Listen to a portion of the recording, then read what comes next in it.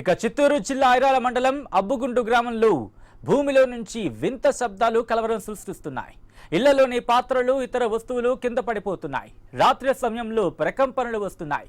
దాంతో గ్రామంలో ఏదో జరుగుతోందని ప్రజలు హడలెత్తిపోతున్నారు.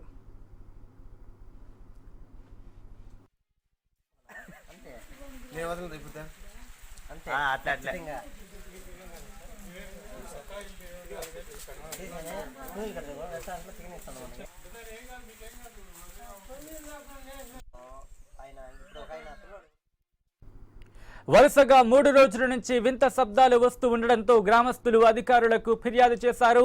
గ్రామంలో వింత శబ్దాలు ప్రకంపనలతో భయపడిపోతున్నామని, అందరూ ఒకే చోట గుమిగూడి ఉంటున్నామని గ్రామస్తులు తెలిపారు.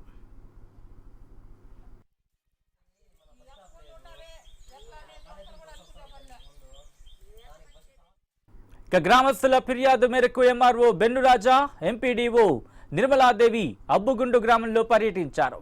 గ్రామస్తులతో మాట్లాడి శబ్దాలు నిజమేనని ధృవీకరించారు. వెంటనే మైనింగ్ అధికారులకు ఫోన్ ద్వారా సమాచారం అందించారు. భారీ వర్షాలు, వరదల కారణంగా భూమి పొరల్లో నీరు చేరడం వల్ల వింత శబ్దాలు వచ్చి ఉంటాయని మైనింగ్ అధికారులు చెప్పడంతో అందరూ ఊపిరి పీల్చుకున్నారు. గ్రామస్తులు ఎలాంటి భయాందోళన చెందాల్సిన అవసరం లేదని ధైర్యం చెప్పారు అధికారులు.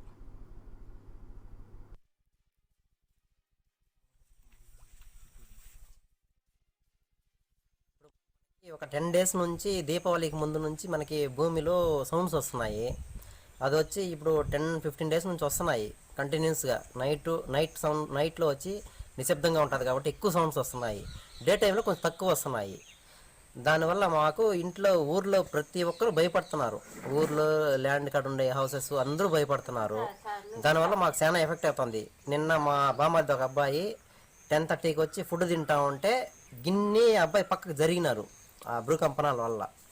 అది మనకి ఎఫెక్ట్ ఎక్కడి నుంచి వస్తుందో మనకు అర్థం కాలేదు ఇప్పటికీ. ఆ ఎఫెక్ట్ ఉన్నది ఎక్కడ కనిపెట్టి మీరు సాల్వ్ చేయాలి సార్. మాకు ఈ ప్రకంపనాలు ఎక్కువైనాయి సార్ మాకు. దానివల్ల మార్నింగ్ ఎంఆర్ఓ సార్కి, మన వాలంటరీ వాళ్ళకి, పోలీస్ స్టేషన్కి అంతా కంప్లీట్ ఇచ్చాము.